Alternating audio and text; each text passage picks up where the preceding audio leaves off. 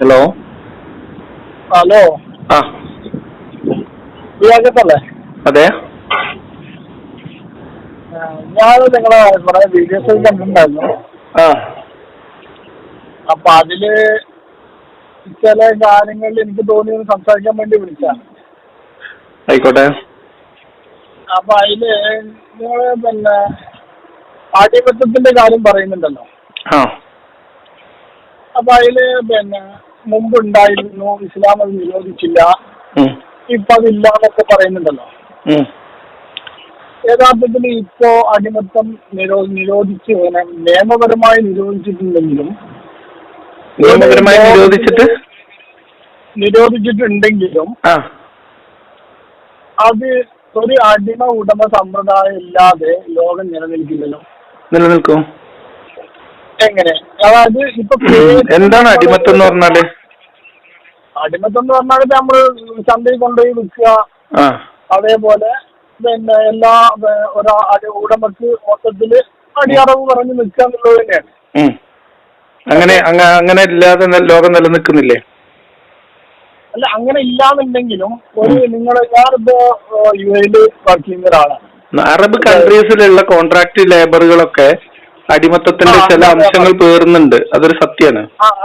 അത് modern slavery എന്ന രീതിയിൽ ഇല്ലാതാക്കേണ്ടുന്ന തിന്മയായിട്ട് തന്നെയാണ് ലോകം കാണുന്നത്. അതല്ല, അത് അറേബ്യൻ കൺട്രിയിൽ മാത്രമല്ല. അറേബ്യൻ കൺട്രിയിൽ മാത്രമേ ഉള്ളൂ. അല്ലല്ല, മൊത്തത്തിൽ ഞാനിപ്പോ ഒരു ലേബറിന്റെ ഇല്ല, ഒരിടത്തും ഫോഴ്സ് ലേബർ എന്ന സാധനമില്ല. അതായത് ബോണ്ടുകളില്ലേ, ലേബർ ബോണ്ടുകള്, അതൊക്കെ നിയമവിരുദ്ധമാണ്. അതല്ല, അതായത് മണിക്കൂറിന് ലേബർ കിട്ടും. നിങ്ങൾക്ക് ഏത് വിധത്തിൽ നിങ്ങൾക്ക് തൊടിയിൽ വർക്ക് ചെയ്യാന്നുണ്ടെങ്കിൽ അതിന് കിട്ടും. അതേപോലെ നിങ്ങൾക്ക് അത് ഒരു പർട്ടിക്കുലർ വർക്കിന് വേണ്ടിയിട്ട് ഒരു എഗ്രിമെന്റ് ആണ്. അല്ലാതെ നമ്മളിപ്പോ ഒരു എംപ്ലോയർ അടുത്ത് ജോലിക്ക് വരുമ്പോ 2 കൊല്ലത്തേക്ക് 3 കൊല്ലത്തേക്ക് ബോണ്ട് എഴുതണം എന്ന് പറയണത് നിയമവിരുദ്ധമാണ്. അല്ലേ, ഞാൻ കാണുന്ന കാഴ്ചകള് ഇങ്ങനെയാണ്. അതായത് ഒരു മണിക്കൂറിന് നിങ്ങൾക്ക്, അതായത് ഈ വ്യക്തി, അതായത് ആഫ്രിക്കൻ രാജ്യങ്ങളിലുള്ള ആളുകള് ഇവിടെ ഈ ഒരു ലേബർ സപ്ലൈ എന്ന് പറയുന്ന കമ്പനികളിൽ അവര് നോർമലി അവര് വിദ്യാഭ്യാസം വളരെ കുറവുള്ളതും ഒന്നും ചെയ്യാനില്ലാതെ, അതായത് തീരെ ഇതില്ലാത്ത ആളുകളാണ്. അപ്പൊ അങ്ങനത്തെ അവര് വലിയ ഒരു കമ്പനി മൊത്തത്തിൽ ആഫ്രിക്കയിൽ നിന്നും മറ്റുള്ള പാവപ്പെട്ട രാജ്യങ്ങളിൽ നിന്നും റിക്രൂട്ട് ചെയ്ത് കൊണ്ടുവന്ന് അവര് ഇവിടെ വെച്ചുകൊണ്ട് അവര് മണിക്കൂറിനും ദിവസത്തിനും അല്ലെങ്കിൽ മാസത്തിനും അവര് വേറെ ഒരു വീട്ടിലേക്കോ അല്ലെങ്കിൽ വല്ല തൊടിയിൽ വർക്ക് ചെയ്യാനോ വേണ്ടിയിട്ട് അവര് അത് കൊടുക്കുകയാണ്. അപ്പൊ അവർ കൊടുക്കുന്ന ഈ ഒരു കമ്പനി കൊടുക്കുമ്പോ യഥാർത്ഥത്തിൽ അതിന്റെ ഫലത്തിൽ വരുന്നത് അടിമത്തം. അല്ല, ഇതൊക്കെ എങ്ങനെയാണ് അടിമത്താണെന്ന് പറയാൻ പറ്റുക? ലേബർ കോൺട്രാക്ട് അല്ലെങ്കിൽ മാൻ പവർ സപ്ലൈ എന്ന് പറയുന്ന ബിസിനസ്സിൽ ഏതെങ്കിലും മനുഷ്യാവകാശങ്ങൾ ലംഘിക്കപ്പെടുകയോ ചൂഷണം നടത്തുകയോ ചെയ്യുന്നുണ്ടെങ്കിൽ അത് നിയമവിരുദ്ധമാണ്. ഞാൻ പറയട്ടെ.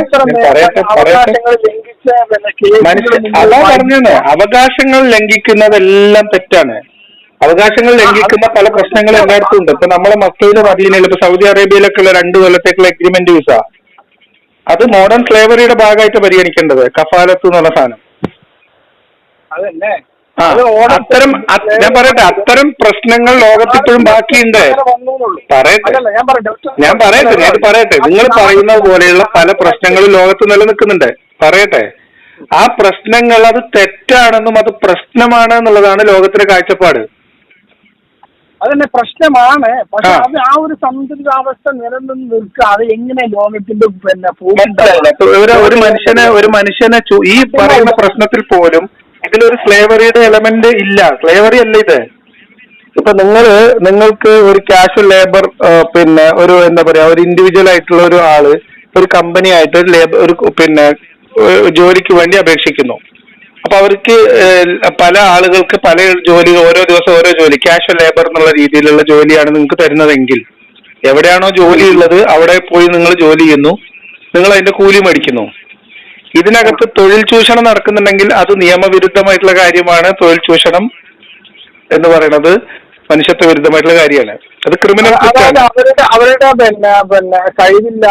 നിങ്ങൾ പറയട്ടെ, ഞാൻ ചോദിക്കട്ടെ, നാട്ടില് മൊത്തം മദ്യനിരോധനം. ഒരു മിനിറ്റ്. പലിശ ഇല്ലാതെ ഇതേ സാധനങ്ങൾക്ക് പലിശയുമായി ബന്ധപ്പെട്ട് പറയാൻ പറ്റുമോ? അല്ലല്ല, ഞാൻ ഒറ്റ കാര്യം കൂടി പറയട്ടെ. ഈ സംഭവം തന്നെ പണ്ട് കാലത്തും നല്ല രീതിക്ക് നിന്നിരുന്ന അടിമകൾ ഉണ്ടായിരിക്കാം. അതായത് അവരുടെ അവകാശം. സുഹൃത്തെ, അടിമത്തം എന്ന് പറയുന്നത് ഇവിടെ ഇപ്പൊ നിങ്ങൾ ഈ പറയുന്ന പ്രശ്നങ്ങളിലൊന്നും ഒരു മനുഷ്യന്റെ ഉടമസ്ഥാവകാശം മറ്റൊരു മനുഷ്യന്റെ കയ്യിലല്ല. അല്ലല്ല, ഞാൻ പറയണത് ഒരു നോർമലായിട്ട് മൊത്തത്തിലൊന്ന് നമ്മൾ ചിന്തിച്ച് നോക്കുമ്പോ അന്ന് കാലിൽ ചെങ്ങലക്കിട്ടിങ്ങാണ്ട് ഇട്ടിരുന്ന അടിമയുണ്ടായിരുന്നിരിക്കാം. പക്ഷെ അന്നത്തെ കാലത്ത് എല്ലാ ഭക്ഷണങ്ങളും എല്ലാ ഇതും കൊടുത്ത് നല്ല നിലക്കുണ്ടായിരുന്ന അടിമകൾ അന്നുണ്ടായിരിക്കാം. അതിന്റെ ഒരു മോഡേൺ ആയിട്ടുള്ള ഒരു സംഭവമാണ് ഇന്ന് ലോകത്തിൽ നടക്കുന്ന ഈ ലേബർ സംഭവം. ആണ്. വരുള്ളൂ. അല്ല, നിങ്ങൾ ഉദാഹരണം പറഞ്ഞിട്ട് കാര്യമില്ല. നോക്കൂ, നിങ്ങളിപ്പോ ചെയ്തുകൊണ്ടിരിക്കുന്നത്, ഒരു മിനിറ്റ് ഞാൻ പറയട്ടെ, നിങ്ങൾ തീരെ പറയാൻ സമ്മതിച്ചില്ലെങ്കിൽ എങ്ങനെയാ? നിങ്ങൾ ശ്രമിച്ചുകൊണ്ടിരിക്കുന്നത് നിലവിൽ, അതായത് അടിമത്തം എന്ന് പറയുന്നത് അത്ര പ്രശ്നമുള്ള ഒരു കാര്യമൊന്നുമല്ല. അത് വളരെ നല്ല രീതിയിൽ കൊണ്ടുനടക്കേണ്ടതാണ്. അതില്ലാതെ നിലനിൽക്കൂല എന്നൊക്കെയാണ് നിങ്ങൾ പറയാൻ ശ്രമിക്കുന്നത്. അതെന്തുകൊണ്ടാണ് പറയുന്നത് വെച്ചാൽ ഇസ്ലാമിൽ അടിമത്തം അനുവദനീയമായി ഇന്നും നിലനിൽക്കുന്നത് കൊണ്ട് നിങ്ങൾക്ക് അതിനെ തള്ളിക്കളയാൻ പറ്റില്ലാത്തതുകൊണ്ടാണ്. ഇതിനെ നമ്മൾ പോസ്റ്റ് പർച്ചേസ് റാഷണലൈസേഷൻ എന്നാ പറയാം. അല്ലേ, ഞാൻ അങ്ങനെ പ്രൊട്ടക്ട് ചെയ്ത് സംസാരിക്കല്ല, ആണ് റിയാലിറ്റി പറയാണ്. നോക്കൂ, ഒരു മിനിറ്റ് നമ്മൾ നിലപാട് പറയൂ. അടിമത്തം എന്ന് പറയുന്നത് ഏറ്റവും മോശമായിട്ടുള്ള ഒരു വ്യവസ്ഥിതിയാണ്. നിങ്ങൾക്ക് സംശയമുണ്ടോ? അന്ന് നിങ്ങൾക്ക് പറയാൻ പറ്റുമോ ആണ്? അല്ല, നല്ല രീതിക്ക് ഒരു അടിമത്തം ഇല്ല. നല്ല രീതിക്ക് ഒരു അടിമത്തം ഇല്ല. അല്ലല്ല, ഉണ്ടായിരുന്നിരിക്കാം. നല്ല രീതിക്ക് ഒരു അടിമത്തം എന്നൊരു അടിമത്തം ഇല്ല സുഹൃത്തെ. അടിമത്തം തന്നെ ഇറ്റ്സെൽഫ് അതൊരു മോശം കാര്യമാണ്. അതന്നെ അടിമത്തം. പക്ഷെ അതിന്റെ മോഡൽ ഞാൻ പറഞ്ഞത് ഈ പണ്ട് കാലത്ത് സുഹൃത്തെ, നിങ്ങൾ എങ്ങോട്ടായി പോകുന്നത്? അടിമത്തം എന്ന് പറയുന്നത് ഒരു സാമൂഹ്യ വ്യവസ്ഥിതിയാണ്. അതില് ഏതൊക്കെ രീതിയിൽ ഞാൻ പറയട്ടെ ഒരു ഉടമയും അടിമയും തമ്മിലുള്ള ബന്ധം എങ്ങനെയാണ് എന്ന് നോക്കിയിട്ടല്ല അടിമത്തം എന്ന് പറയുന്ന വ്യവസ്ഥിതിയെ മാർക്കിടുക. അടിമത്തം എന്ന് പറയുന്നത് ഒരു മനുഷ്യന്റെ പൂർണ്ണമായ അവകാശം, ഉടമസ്ഥാവകാശം മറ്റൊരു മനുഷ്യന് കീഴ്പ്പെട്ട് കിട്ടുന്ന ഒരു അവസ്ഥയാണ്. ഈ മനുഷ്യന് ആ വ്യവസ്ഥിതി മോശമാണ് എന്ന് പറയാൻ നിങ്ങൾക്ക് എന്താ ബുദ്ധിമുട്ട്? അത് മോശമാണെന്ന് പറയാൻ എന്താ നിങ്ങൾക്ക് ബുദ്ധിമുട്ട്? നല്ലതാണ് നിങ്ങൾ പറയണ്ടോ അല്ലേ എന്നുള്ളതല്ല. ആ മോശമായ വ്യവസ്ഥിതി ഇസ്ലാമിൽ അനുവദിച്ചു കൊടുത്തിട്ടുണ്ട്. ഇതാണ് പ്രശ്നം. ഞാൻ പറഞ്ഞല്ലോ, ഞാൻ ഇസ്ലാമിനെ പ്രൊട്ടക്ട് ചെയ്യുന്നില്ല എന്നുള്ളത് ഞാൻ പറഞ്ഞു തരാം ആദ്യം നിങ്ങളോട്. ഞാൻ അതല്ല, പക്ഷെ നിങ്ങൾ ഫലത്തിൽ ചെയ്തോണ്ടിരിക്കുന്നത് അതാണ്. ലോകത്തിന്റെ ഒരു കുത്തൊഴുക്കിന് സംഭവിച്ചു പോകുന്ന മാറ്റങ്ങളെ ഇതിന് സംഭവിച്ചിട്ടുള്ളൂ. കാരണം എന്താണെന്നറിയോ? ഇപ്പൊ രണ്ട് പോത്തുകൾ, ഒരു പോത്തുകുട്ടിനോട് പറയാണ്, എന്റെ കാട്ടുകാരന്മാരൊക്കെ കിലോമീറ്ററുകളോളം കാളവണ്ടിയിൽ വലിച്ചിരുന്നു. അതേപോലെ അവര് ഒരുപാട് നേരം വെളുത്ത് വൈകുന്നേരമാകുന്നവരെ പാടത്ത് ഉഴുതു മറിച്ചിരുന്നു. അതേ സമയത്ത് ഇപ്പോ നമുക്ക് നിനക്ക് അതൊന്നും ചെയ്യേണ്ട ആവശ്യമില്ല. ഇപ്പൊ മോഡേൺ, അതായത് ട്രാക്ടറും ഇതിനായിട്ടാണ് നിങ്ങൾ കമ്പയർ ചെയ്യുന്ന അടിമത്തത്തെ? അല്ല, എന്താ പറയുക, നമ്മള് ഒരു മനുഷ്യന്റെ നോക്കൂ ഞാൻ എന്നെ സംബന്ധിച്ച് അല്ല, അത് കംപ്ലീറ്റ് ചെയ്യാൻ പോലും ഇല്ല സുഹൃത്തെ. ഇതിനോടാണോ നിങ്ങൾ മനുഷ്യന്റെ അനുസരിച്ച് അന്ന് മൃഗങ്ങളായാലും സഫർ ചെയ്തിട്ടുണ്ട്. ഇന്നത്തെ മൃഗങ്ങൾക്ക് അത്ര ഉണ്ടോ? ഇല്ലല്ലോ. അതേപോലത്തെ ഒരു വ്യത്യാസം ഇതിന് സംഭവിച്ചിട്ടുള്ളൂ. പക്ഷെ സ്ലേവറി എന്ന് പറയുന്നില്ലെങ്കിലും അത് അതിന്റെ ഒരു ഭാഗവാക്കായിട്ട് ഇന്നും ഭൂമിയിൽ നിലനിൽക്കുന്ന സ്ലേവറി എന്ന് പറയുന്ന സിസ്റ്റം ഭൂമിയിൽ നിലനിൽക്കുന്നുണ്ടോ ഇല്ല എന്നുള്ളതല്ലോ സുഹൃത്തെ. അതാ ഞാൻ പറഞ്ഞുതരാം. നോക്കൂ, ഈ ഓരോ കാര്യത്തെ കുറിച്ചുള്ള കാഴ്ചപ്പാടുകളാണ് പ്രധാനം, നിങ്ങളുടെ നിലപാടാണ് പ്രധാനം. അടിമ ഉടമ എന്ന് പറയുന്നത് ഏറ്റവും മോശമായിട്ടുള്ള വ്യവസ്ഥിതിയാണ്. അത് ഇല്ലീഗലാണ്. അത് എവിടെയെങ്കിലും ഉണ്ടെങ്കിൽ നിയമവിരുദ്ധമാണ്, ക്രിമിനൽ കുറ്റാണ്. ആളുകളുടെ മുതുകത്ത് നമ്പർ ഇട്ടുങ്ങാണ്ട് വർക്ക് ചെയ്യിക്കുന്ന ക്രിമിനൽ കുറ്റാണ്. അതല്ല, നമ്പർ ഇട്ടിട്ട്, അതായത് ലേബേഴ്സിന്റെ ഇത്ര നമ്പർ ഇട്ടിട്ട് വർക്ക് ചെയ്യിപ്പിക്കുന്ന കമ്പനികളില്ലേ, അതാണോ അടിമത്തം? അല്ലല്ല, അടിമത്തല്ല. അത് അതുപോലെ നിങ്ങൾ എന്താണ്, ഒരു മിനിറ്റ്, നിങ്ങൾ തീരെ എന്നെ പറയാൻ സമ്മതിച്ചാലേ ശരിയാവില്ല. നിങ്ങൾ പറഞ്ഞു കേട്ടോളി.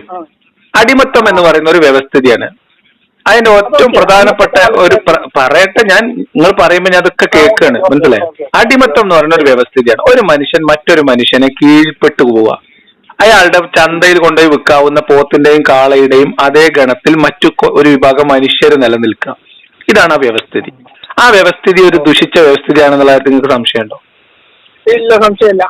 ആ വ്യവസ്ഥിതി ഇസ്ലാം ആ കാലഘട്ടത്തിൽ അനുവദിച്ചു. ഈ കാലഘട്ടത്തിലും അതിന്റെ ഹുക്മ് ഹലാലാണ്. ഇതാണ് ഇസ്ലാമുമായി ബന്ധപ്പെട്ട അടിമത്തത്തിലുള്ള വിമർശനം. ഓക്കെ, ഞാൻ പറഞ്ഞല്ലോ, ഞാൻ അതാണ് വിമർശനം. അതിൽ നിങ്ങൾക്ക് എന്താ പറയാനുണ്ടോ? ഞാൻ അതിനെ ഇസ്ലാമിനെ പ്രൊട്ടക്ട് ചെയ്യാൻ ശ്രമിക്കുന്ന അതല്ല ഞാൻ പറയുന്നത്. നിങ്ങൾ ഇസ്ലാമിനെ പ്രൊട്ടക്ട് ചെയ്യല്ല, എല്ലാരും നമ്മൾ ഈ പിന്നെ ഒരു സിനിമയുണ്ട്, എന്താ പറയാ, ഇൻ ഹരിഹർ നഗർ എന്ന് പറഞ്ഞ സിനിമയില് ജഗദീഷ് പോയിട്ട് മറ്റേ ചങ്ങായിനെ തട്ടിമുട്ടി വീഴ്ത്തി അവസാനം എഴുന്നേറ്റിട്ട് ഞാൻ മാത്രല്ല അവരൊക്കെ ഉണ്ട് എന്ന് പറഞ്ഞ ഒരു ഏർപ്പാടാണ് ഇപ്പൊ നിങ്ങൾ ചെയ്യണത്.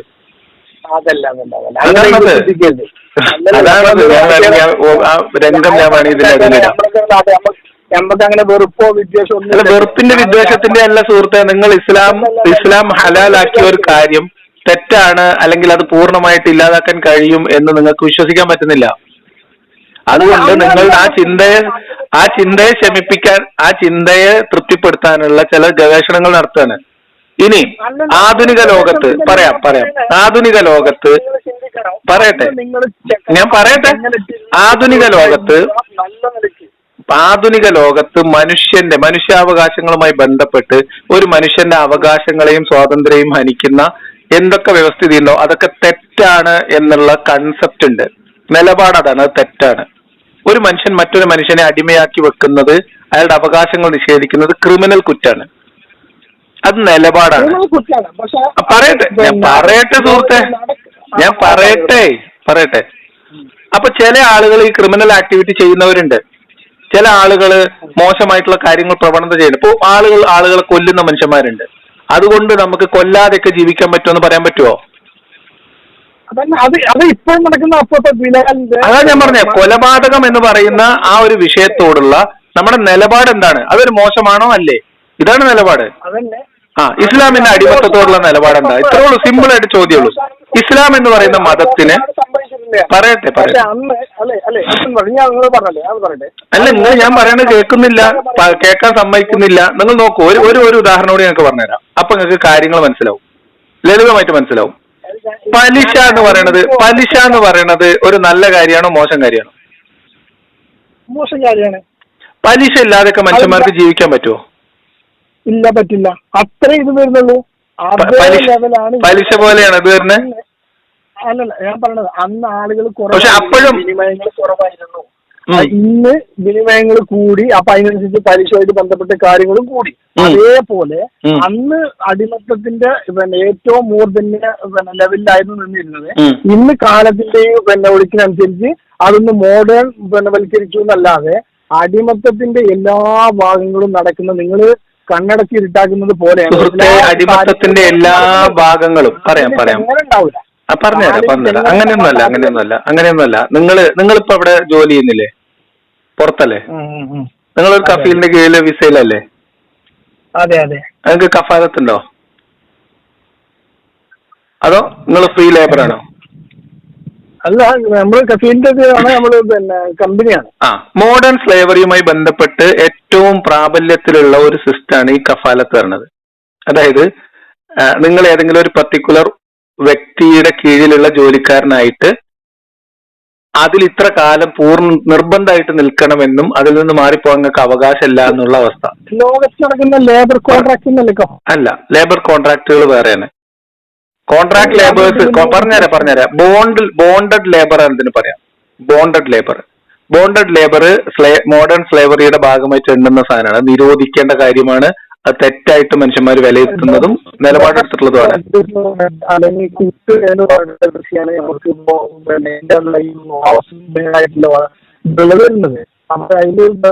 കേൾക്കുന്നില്ല.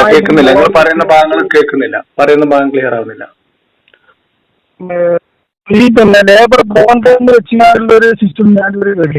ബോണ്ട് ലേബർ എന്നാണ് ഇതിനൊക്കെ പറയാ. അതായത് 3 വർഷം. ആ 3 വർഷം നിങ്ങൾ വേറെ ഒരു വർക്കിന് പോകാൻ പാടില്ല. ബോണ്ടഡ് ലേബർ എന്ന് പറയുന്ന സാധനം തെറ്റാണ്.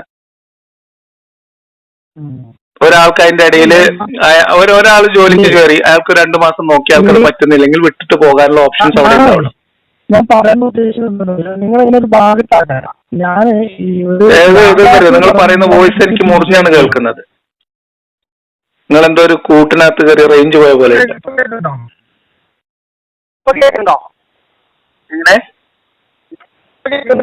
ഇല്ല, ഇപ്പോഴും അതേപോലെ തന്നെ. നിങ്ങൾ കട്ട് ചെയ്തിട്ട് വിളിക്കും. ഇനി പറയും. അല്ലേ ഇപ്പോ നമ്മള്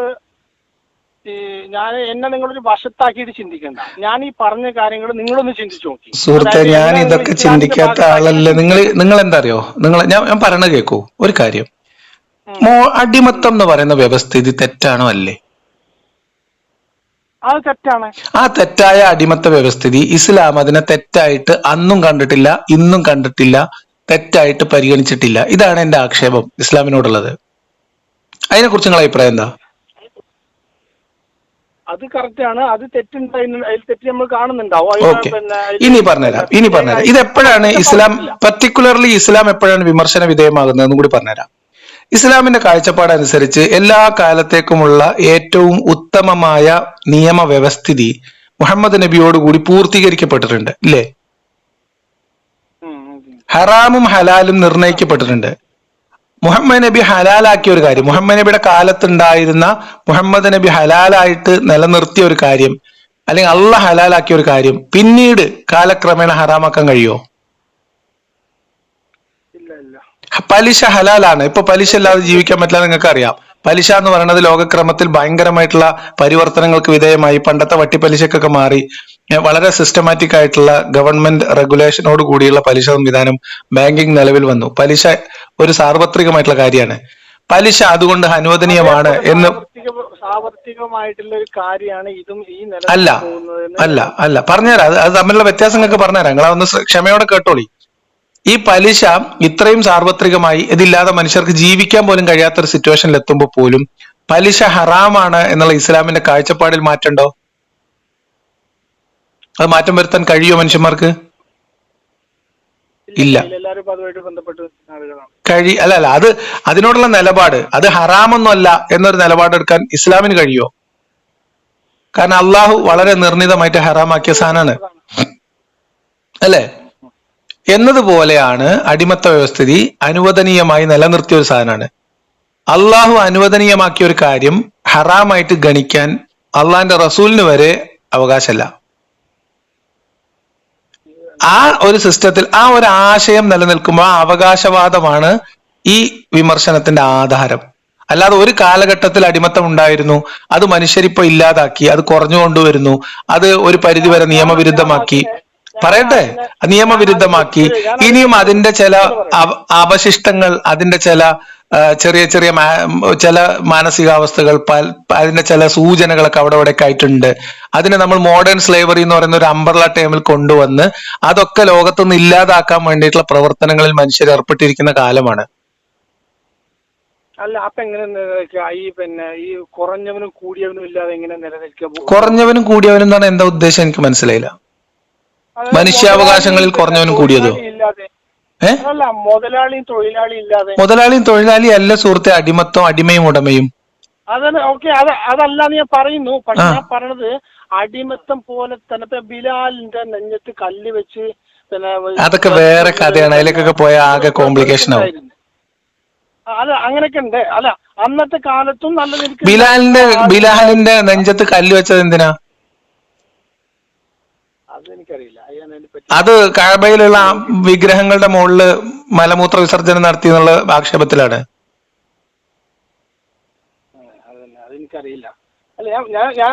ഇനി ഞാൻ പറയാം. അപ്പൊ ഞാൻ പറയാം, ഇപ്പൊ ഞാൻ പറഞ്ഞുതരാം. ഒരു വീട്ടില് ഞാനൊരു 3 മാസം ഉണ്ടായിട്ടുള്ളൂ. എനിക്കത് സെറ്റ് ആവില്ല തോന്നി ഞാൻ തിരിച്ചു വന്നു. അതെ, ഞാൻ ഗൾഫിൽ വർക്ക് ചെയ്ത് ഏതൊരാളോട് ചോദിച്ചു നോക്കി നിങ്ങള്. സുഹൃത്തുക്കൾ, മോഡേൺ സ്ലേവറി എന്ന് പറയുന്ന അംബ്രല ടേമിന്റെ വിശദീകരണങ്ങൾ പഠിച്ചു നോക്കിയും മോഡേൺ സ്ലേവറിയിൽ പറയപ്പെടുന്ന അതിന്റെ എലമെന്റ്സുകൾ ഏറ്റവും കൂടുതലുള്ളത് അറബ് ലോകത്താണെന്ന്. കാരണം അടിമത്തം ഹലാലാണ് എന്ന് ഗണിക്കുന്ന ഒരു മതത്തിന്റെ ആളുകളാണ് അവിടെ. ലോകത്തിന്റെ പ്രഷർ കാരണം അടിമത്തം നിരോധിച്ചു. സൗദി അറേബ്യയിൽ പോലും ഇന്നത്തെ കാലത്ത് പോലും മനുഷ്യരെ വാങ്ങാൻ കിട്ടുന്നതാണ് എന്റെ അന്വേഷണത്തിൽ എനിക്ക് മനസ്സിലായിട്ടുള്ളത്. അതുണ്ട് എന്ന് പറഞ്ഞാൽ അത് അടിമത്തമാണ്. അടിമത്തം മതപരമായി തെറ്റല്ല എന്ന നിലപാടുള്ളത് കൊണ്ടാണ് ഇന്നും അതൊക്കെ നടക്കുന്നത്. ഞാൻ മനസ്സിലാക്കുന്നത് BBC-യുടെ കുറച്ച് മുൻപത്തെ ഒരു ഡോക്യുമെന്ററി ഞാൻ കണ്ടത്, നമ്മളിവിടെ OLX ഒക്കെ പോലത്തെ ഒരു ആപ്ലിക്കേഷനിൽ സ്ത്രീകളെ വിൽക്കുകയും വാങ്ങുകയും ചെയ്യുന്ന ഇടപാട് നടക്കുന്നുണ്ടായിരുന്നു ആ സമയത്ത്. പിന്നീട് നിരോധിച്ചോന്ന് എനിക്കറിയില്ല. സൗദി അറേബ്യയില് BBC ഡോക്യുമെന്ററി ഞാൻ പണ്ട് കണ്ടതാ. അപ്പം ഞാൻ പറയണത് നിയമവിരുദ്ധമാക്കുന്നതിന് ലോകക്രമത്തിൽ അടിമത്തം ഒരു ഏറ്റവും അങ്ങേയറ്റത്തെ മനുഷ്യത്വ വിരുദ്ധമായിട്ടുള്ള ഒരു സംഭവം ആയതുകൊണ്ട് അതിനെ നിരോധിച്ചു. എന്നിട്ടും അതിൽ തെറ്റില്ല എന്ന് വിചാരിക്കുന്ന മനുഷ്യർ ലോകത്ത് ജീവിക്കുന്നുണ്ട്. ആ അത് ക്രിമിനൽ പ്രവർത്തനമാണ്. അത് ആര് ചെയ്താലും. അല്ലല്ല, അങ്ങനെ ക്രിമിനൽ പ്രവർത്തനത്തില്ല. അത് ഓഫീസിലേക്ക് ഒരാൾ മുമ്പിൽ നടക്കുന്നുണ്ട്. അതിപ്പോ ഇതൊന്നും പറയുന്നില്ല, വസ്ത്രത്തിന്റെ ഒന്നും പറയില്ല. ബാക്കിയുള്ളതെല്ലാം ഒരേ യൂണിഫോം ഇട്ട ആളുകളായിരിക്കും. എന്നിട്ട് അവർ പിന്നാലെ പോകുന്നു, ഓഫീസിൽ കൊണ്ടുപോയി ഇരുത്തുന്നു. പിന്നെ അവിടെ ചിലവര് മണിക്കൂറിന് വന്നുകൊണ്ട് എടുത്തു പോകണു, പിന്നെ തിരിച്ചു കൊണ്ടുവന്നാക്കുന്നു. അതേപോലെ മന്തിൽ പോകുന്നു. സ്ഥിരമായിട്ട് മണിക്കൂറിന് പോകുന്നവരെ കൂട്ടിയിട്ടാണ് ഈ രാവിലെ പോകുന്നത് ഓഫീസിലേക്ക്. പിന്നെ ഓഫീസിൽ ഇരുത്തി പിന്നെ അവരെ തിരിച്ചു കൊണ്ട് അങ്ങനെ ഒരു 8-10 പേര്, അതായത് ലേഡീസ് ആണ്, 8-10 പേരെ ഒരേപോലത്തെ കൊണ്ടുപോയി ഇരുത്തി വൈകുന്നേരം തിരിച്ചു കൊണ്ടുവരുന്നത് സ്ഥിരം നമ്മൾ കാണുന്നത്. അപ്പൊ ഇങ്ങനത്തെ റിയാലിറ്റി ഇതൊന്നും സ്ലേവറി അല്ല സുഹൃത്തെ. അവിടെ ഏതെങ്കിലും തരത്തിൽ അവിടെ ഏതെങ്കിലും മനുഷ്യാവകാശ ലംഘനം നടക്കണമെങ്കിൽ ഇല്ലല്ല, ഈ സ്ലേവറി എന്ന് പറയുന്ന സാധനം ഇതുമായിട്ട് നിങ്ങൾക്ക് സമീകരിക്കാൻ കഴിയില്ല. അതെങ്ങനെയാണ്? നിങ്ങൾ നോക്കൂ, നിങ്ങളിപ്പോ ഈ പറയുന്ന രീതിയിൽ ഇപ്പൊ ഞാൻ നിങ്ങൾക്ക് പറഞ്ഞുതരാം. ഏത് ഭാഗത്തുനിന്ന് ചിന്തിക്കേണ്ടത് ഞാൻ പറഞ്ഞുതരാം. ഒന്നുമല്ല, ഇങ്ങനെയൊന്നും നമുക്ക് ഇതിനെ ന്യായീകരിക്കാൻ പറ്റില്ല. ഒന്നാമത്തെ കാര്യം, നിങ്ങൾ ഈ പറഞ്ഞ രീതിയിലുള്ള ലേബർ സപ്ലൈ ചെയ്യുന്ന കമ്പനികൾ, ആ ലേബർ സപ്ലൈ ചെയ്യുന്ന കമ്പനികളുമായി ബന്ധപ്പെട്ട് അവിടെ ഏതെങ്കിലും തൊഴിൽ ചൂഷണം നടക്കുന്നുണ്ടെങ്കിൽ, അവിടെ ഏതെങ്കിലും മനുഷ്യാവകാശ ലംഘനം നടക്കുന്നുണ്ടെങ്കിൽ, അവരുടെ അവകാശങ്ങൾ നിഷേധിക്കുന്നുണ്ടെങ്കിൽ അത് ക്രിമിനൽ കുറ്റാണ്. അത് വേറെ സംഭവമാണ്. അതെങ്ങനെയാ സ്ലേവറി ആയിട്ട് നിങ്ങൾക്ക് കമ്പയർ ചെയ്യാൻ പറ്റുക? സ്ലേവറി എന്ന് പറഞ്ഞാൽ ഈ നിൽക്കുന്ന ആളുകൾ, ഞാൻ പറഞ്ഞുതരാം, ഈ നിൽക്കുന്ന ലേബർ കോൺട്രാക്റ്റിൽ വന്നിട്ടുള്ള ആളുകൾ, ആ കമ്പനികൾ ഈ പറയുന്ന മനുഷ്യന്മാരുടെ ശരീരത്തിന്റെ മുഴുപ്പും അളവും ഒക്കെ നോക്കി വേറൊരു കമ്പനിക്ക് ഈ ശരീരങ്ങൾ വില പറഞ്ഞ് വിൽക്കുന്ന ഏർപ്പാടാണ് അടിമത്തം. കാലത്തിനനുസരിച്ച് മാറി പറഞ്ഞാൽ എങ്ങനെ? കാലത്തിനനുസരിച്ച് മാറി. 10,500 കൊല്ലം കഴിഞ്ഞില്ലേ? അല്ല, ഞാൻ ചോദിക്കട്ടെ, നിങ്ങളിപ്പോ അവിടെ നിങ്ങളൊരു കമ്പനിയിൽ വർക്ക് ചെയ്യാണ്. ഞാൻ ചോദിക്കട്ടെ, നിങ്ങളിപ്പോ ഒരു കമ്പനിയിൽ വർക്ക് ചെയ്യാണ്. നിങ്ങൾ ആ കമ്പനിയുടെ അടിമയാണോ? അടിമയല്ല. അല്ല. അതേ സമയത്ത് നിങ്ങൾക്ക് ഒരു മിനിറ്റ്, നിങ്ങളുമായിട്ട് ജോബ് കോൺട്രാക്ട് ഉണ്ടാവും.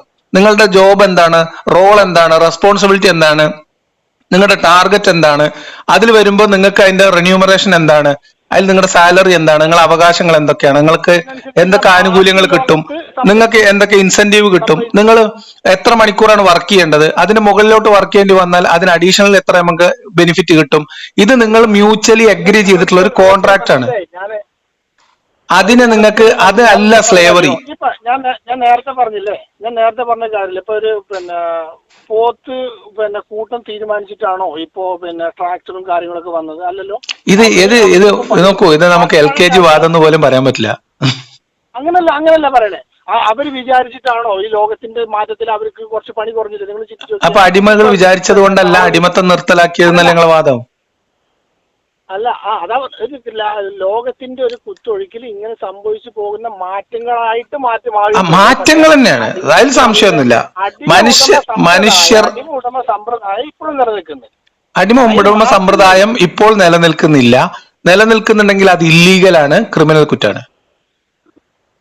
അങ്ങനെ ഞാൻ പറയുന്നില്ല. ഞാൻ അങ്ങനെ തന്നെ പറയും. നിങ്ങൾ പറഞ്ഞോളി. നിങ്ങൾ ഒരു കമ്പനിയുടെ പേര് പറയും. അടിമ ഉടമ ബന്ധം നിലനിൽക്കുന്ന ഒരു വ്യവസ്ഥിതി പറയും. അതൊക്കെ നമ്മള് കൂടുതലായിട്ട് അടുത്ത് ചെല്ലുമ്പോ അതാ ഞാൻ പറഞ്ഞു. ഇതിന്റെ അണ്ടർഗ്രൗണ്ടിൽ മനുഷ്യർ ഈ അടിമത്തത്തിലൊന്നും കുഴപ്പമില്ലാന്ന് അതായത് വീട്ടിൽ താമസിക്കുന്ന ഗദ്ദാമമാര് അവർക്ക് അവകാശപ്പെട്ടതാണെന്ന് ചിന്തിക്കുന്ന കഫീലമാരില്ലേ ലോകത്ത്? ഉണ്ട്. അത് ഈ ഇസ്ലാം കൊടുത്തിട്ടുള്ള ഹാങ് ഓവർ ആണ്. നമ്മുടെ നാട്ടിലില്ലേ? എങ്ങനെ? അത് ഞാൻ പറഞ്ഞ അത് അനുവദനീയമാണെന്ന് ചിന്തിക്കുന്നവരുണ്ട്. അല്ല, അങ്ങനെയല്ല. മിസ്യൂസ് ചെയ്യുന്നവരോ, പറഞ്ഞുതരാം, മിസ്യൂസ് ചെയ്യുന്നവരോ അല്ലെങ്കിൽ ഏതെങ്കിലും തരത്തില് ചൂഷണം ചെയ്യുന്നവരെ കുറിച്ചല്ല ഞാൻ പറയണത്. ഇത് ലെജിറ്റിമൈസ് ചെയ്യപ്പെട്ട് ഇത് ഹലാലാണ്, എനിക്ക് അവകാശപ്പെട്ടതാണ് എന്ന് ചിന്തിക്കുന്ന ആൾക്കാരുണ്ട്. ആ ചിന്തയുടെ ആധാരം ഇസ്ലാമാണ്. മനസ്സിലായോ? അടിമത്തം എന്ന് പറയുന്നത് എന്തിനാണ് നമ്മൾ ന്യായീകരിക്കുന്നത്? അടിമത്തം ഇല്ലാതാക്കേണ്ട സാധനം തന്നെയായിരുന്നു, അത് മനുഷ്യർ ഇല്ലാതാക്കി. വിചാരിക്കരുത്, ഞാൻ അതിനെ ഒരിക്കലും ന്യായീകരിച്ചും പിന്നെ വളച്ചു. അത് നമ്മൾ ഇതൊക്കെ കേൾക്കുന്ന ആൾക്കാർ തീരുമാനിക്കരുത്. നിങ്ങൾ എന്തിനാണ് ഇങ്ങനെ, അതായത് ഇന്നും ഞാൻ പറയാം, മോഡേൺ സ്ലേവറി എന്നൊരു അംബർല ടേം ഉണ്ട്, ഒരു ടേം ഉണ്ട്. ആ ടെർമിനോളജിയിൽ മനുഷ്യാവകാശ ലംഘനങ്ങൾ നടക്കുന്ന സകല സംവിധാനങ്ങളെയും പരാമർശിക്കുന്നുണ്ട്. അതിലേറ്റവും പ്രധാനപ്പെട്ട ഒന്ന് ഇപ്പൊ നിലനിൽക്കുന്നതിൽ കഫാലത്താണ്. അത് നിങ്ങൾ മനസ്സിലാക്കിയാൽ മതി. പിന്നെ ബോണ്ടഡ് ലേബറുകള്, ഇങ്ങനെ കുറെ സാധനങ്ങൾ, ഡെപ്ത് ബോണ്ടേജ്, ഇങ്ങനെ കുറെ സാധനങ്ങൾ ഇല്ലീഗലാണ്. എന്നിട്ടും അത് ചിലയിടത്ത് നടക്കുന്നുണ്ട്, മനുഷ്യാവകാശ ലംഘനങ്ങൾ നടക്കുന്നു. അതില്ലാതാക്കാൻ എന്തൊക്കെ ചെയ്യാൻ പറ്റും മനുഷ്യ സമൂഹത്തിന് എന്നതാണ് ഗവൺമെന്റുകളും ആഗോള സമൂഹവും പരിശ്രമിച്ചുകൊണ്ടിരിക്കുന്നത്.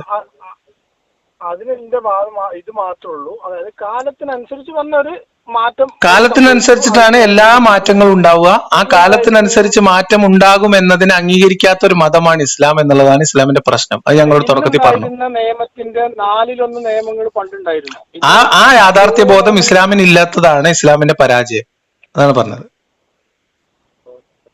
അതായത് ആ യാഥാർത്ഥ്യ ബോധമുള്ള ദൈവവും പ്രവാചകനും, ഒരു മിനിറ്റ്, ആ യാഥാർത്ഥ്യ ബോധമുള്ള ഒരു ദൈവവും പ്രവാചകനും എല്ലാ കാലത്തേക്കുള്ള ഏറ്റവും ഉത്തമമായ മാറ്റമില്ലാതെ തുടരേണ്ട നിയമ പുസ്തകം 6-ാം നൂറ്റാണ്ടിൽ തുന്നിക്കൂട്ടി വെക്കൂലല്ലോ.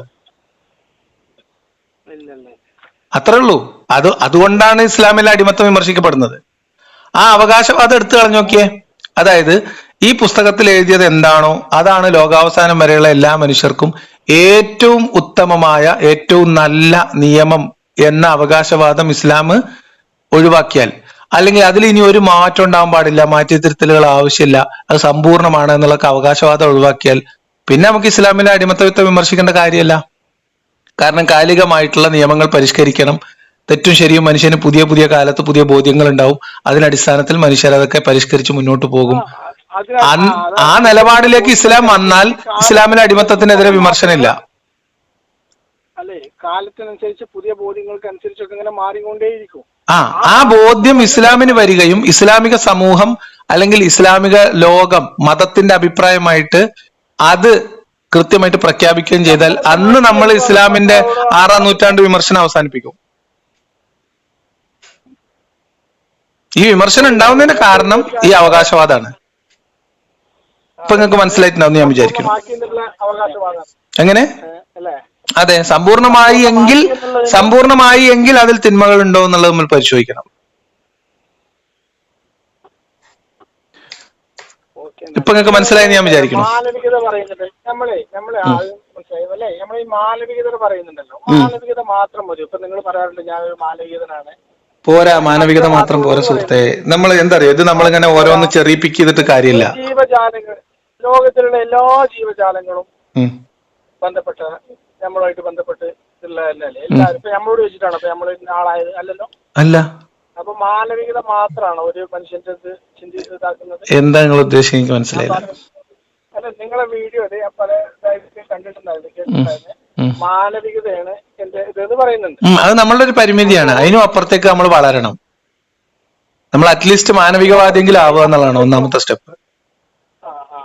അതിലപ്പുറത്തേക്ക് മറ്റേ നമ്മളോട് ചോദിച്ചിട്ടല്ലേ നമ്മൾ മനുഷ്യനായത്. അപ്പൊ എല്ലാതും വേണമെന്നുള്ളൊരു കാഴ്ചപ്പാടാണ് എന്റെ. എല്ലാ ജീവജാലങ്ങളോടും നമ്മളൊരു, അതാ പറഞ്ഞ, അതിനാണ് ഹ്യൂമെയിൻ ആയിട്ടുള്ള, ഹ്യൂമാനിറ്റിക്ക് അപ്പുറത്തേക്ക് ഹ്യൂമെയിൻ എന്നൊക്കെ പറയുന്നത്.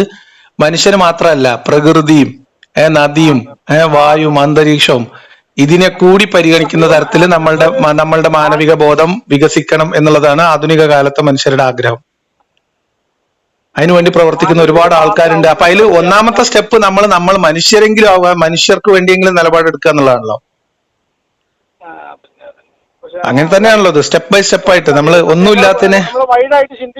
അതെ, നമ്മളെ മനസ്സ് എത്ര വിശാലമാക്കാൻ പറ്റുമോ അത്രയും വിശാലമായിട്ട് ചിന്തിക്കാൻ നമ്മൾ പരിശ്രമിക്കണം. അതിൽ ഏറ്റവും നിർബന്ധമായിട്ടുള്ളതും ഏറ്റവും മിനിമം ആയിട്ടുള്ളതാണല്ലോ എല്ലാ മനുഷ്യരെയും കുറിച്ചൊരു കരുതലും പരിഗണനയും അവരെ കുറിച്ചുള്ള ചിന്ത ഉണ്ടാവുക എന്നുള്ളതാണ്.